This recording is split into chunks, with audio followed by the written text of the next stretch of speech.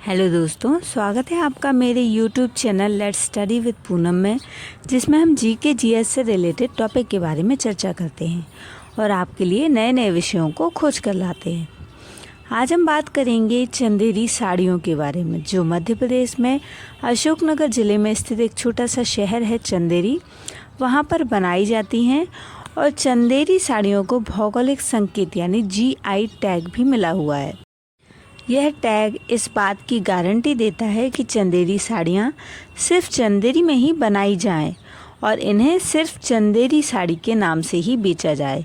इससे चंदेरी साड़ियों की पहचान और विरासत को सुरक्षित रखने में मदद मिलती है। ऐसी क्या खासियत है चंदेरी साड़ियों में?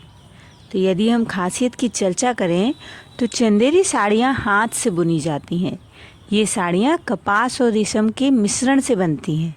चंदेरी साड़ियों को सिको यानी कॉटन द्वारा रेशम के नाम से भी जाना जाता है। इन साड़ियों में जरी की खासियत होती है। चंदेरी साड़ियों की बुनाई की परंपरा 13वीं शताब्दी से शुरू हुई थी। चंदेरी साड़ियों की खासियत उनकी पारदर्शी गुणवत्ता और पंख जैसे वजन से है। चंदेरी साड़ियों को गर्मियों में पहना जाता है। चंदेरी साड़ियों को बनाने के लिए जरी आगरा और सूरत से मंगाई जाती है। बनारसी की जरी भी चंदेरी साड़ियों के लिए बहुत अच्छी मानी जाती है। असली चंदेरी की पहचान कैसे की जाती है? तो असली चंदेरी का कपड़ा बहुत हल्का होता है। इसकी बुनाई हाथों से की जाती है, जिसमें काफ़ी समय लगता है, जबकि नकली चंदेरी के कपड़े को मशीन से बुना जाता है, इसलिए वह सस्ती होती है। चंदेरी साड़ी को ग्राफिकल इंडिकेटर यानी भौगोलिक संकेतक कब मिला? तो चंदेरी साड़ियों को 2005 से 2006 में भौगोलिक संकेतक प्रदान किया गया है। यदि चंदेरी की सिल्क साड़ियों के इतिहास के बारे में चर्चा करें तो चंदेरी की बुनाई संस्कृति 2री और 7वीं शताब्दी के बीच उभरी। यह राज्य के 2 सांस्कृतिक क्षेत्रों मालवा और बुंदेलखंड की सीमा पर स्थित है। विंध्याचल पर्वतमाला के लोगों की परंपरा की एक विस्तृत श्रृंखला है। 11वीं शताब्दी में व्यापार के स्थान मालवा, मेदवा, मध्य भारत और दक्षिण गुजरात ने इस क्षेत्र के महत्व को बढ़ा दिया। चंदेरी साड़ी परंपरा 13वीं शताब्दी में लगभग 1350 में कोली बुनकरों द्वारा शुरू की गई थी। चंदेरी एक ऐतिहासिक शहर है जिसके नाम से साड़ियाँ फेमस हैं।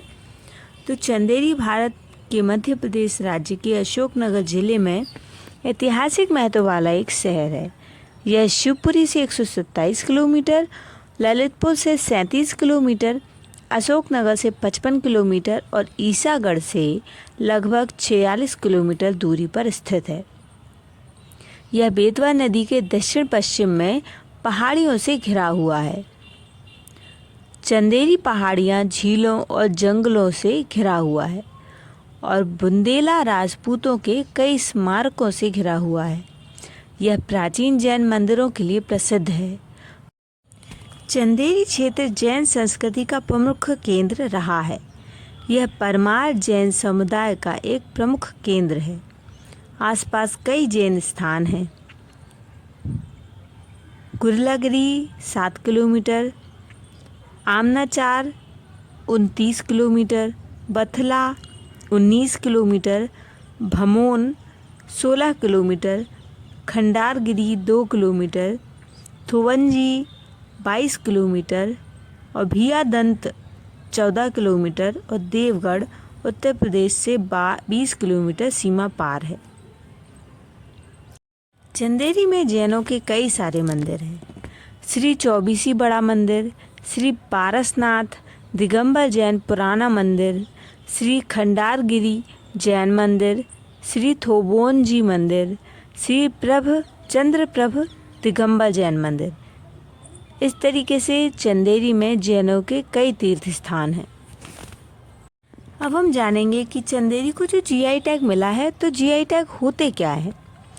GI टैग का फुल नाम ग्राफिकल इंडिकेटर टैग यानी जीआई टैग होता है। यह किसी उत्पाद की विशिष्ट भौगोलिक उत्पत्ति, विशेष गुणवत्ता, विशेष पहचान के आधार पर दिया जाता है। जीआई टैग उत्पाद की गुणवत्ता और विशेषता को दर्शाता है, जैसे GI tag of MP, Chanderi sari, Darjeeling के चाय, कोलकाता की मिष्टी दोई आदि। जीआई टैग के द्वारा किसी उत्पाद को एक अलग पहचान दी जाती है। जीआई टैग एक तरह का लेबर टैग होता है जो किसी वस्तु विशेष को या किसी प्रोडक्ट को भौगोलिक पहचान या स्थायी पहचान देता है। जीआई टैग कृषि उत्पादन में मिल सकता है, खाद्य सामग्री में मिल सकता है, हस्तशिल्प कला में मिल सकता है और निर्माण उत्पाद में मिल सकता है। यदि आप किसी वस्तु, उत्पाद या ऊपर दी गई 4 विशेष वस्तुओं में से किसी के लिए भी जीआई टैग प्राप्त करना चाहते हैं तो आपको controller general of patent design and trademarks के ऑफिस में अप्लाई करना होता है। इसका मुख्यालय चेन्नई में है, जो वाणिज्य मंत्रालय के department of industries, promotion and internal trade DPIIT के अधीन आता है। जीआई टैग को कानूनी रूप से क्रियान्वित करने के लिए जीआई टैग एक्ट को लागू किया गया है। दिसंबर 1999 में भारत में अद्वितीय वस्तुओं के लिए जीआई टैग के पंजीकरण प्रदान करने और उन्हें बेहतर सुरक्षा प्रदान करने के उद्देश्य से भारत की संसद द्वारा भौगोलिक संकेत तक पंजीकरण और संरक्षण अधिनियम 1999 में पारित किया गया था। यह अधिनियम 15 सितंबर 2023 को लागू हुआ था और पहला जीआई टैग 2004 में दार्जिलिंग की चाय को दिया गया था। जीआई टैग 10 वर्ष तक मान्य रहता है। अगर किसी वस्तु को जीआई टैग मिल जाता है तो टैग का लाभ 10 वर्षों तक मिलता रहता है, लेकिन 10 वर्ष पूरे हो जाने के बाद जीआई टैग को वापस रिन्यू कराना पड़ता है। कई बार यह टैग 2 राज्यों को एक साथ दिया जाता है, क्योंकि दोनों राज्यों में एक ही वस्तु का उत्पादन होता है। जैसे चावल की पैदावार में पंजाब और हरियाणा दोनों को ही टैग दिया गया है। इस जीआई टैग के फायदे क्या हैं? तो जीआई टैग के द्वारा वस्तु के नकल पर रोकथाम लगाई जा सकती है एवं यह एक भौगोलिक क्षेत्र के महत्व को बढ़ा देता है।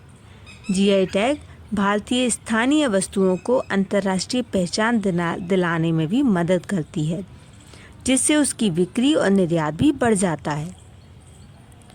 यह ग्राहकों को उस उत्पाद की प्रामाणिकता के बारे में सुविधा प्रदान करता है। कृषकों को फ़ायदा मिलता है इससे और पर्यटन को भी बढ़ावा मिलता है।